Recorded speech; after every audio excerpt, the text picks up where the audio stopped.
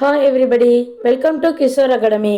நம்ம இன்னைக்கு இந்த வீடியோவில் 3ஆம் பருவத் தேர்வு 2024 6th ஸ்டாண்டர்ட் மேக்ஸ் கொஸ்டினில் உள்ள 2 மார்க் கொஸ்டின் நம்பர் 27 பார்க்க போகிறோம்.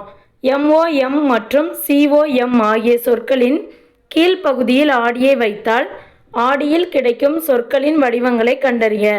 இந்த கொஸ்டின் புக்கில் 4வது லெசனில் எடுத்துக்காட்டு 7.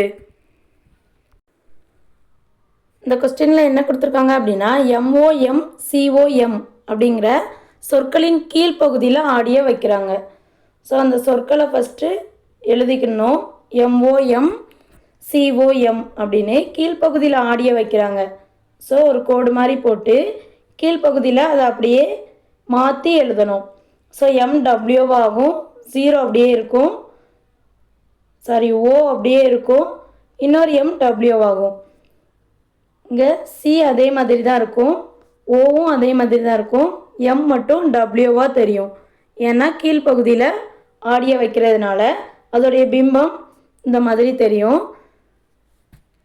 So answer WOM COW. Thank you.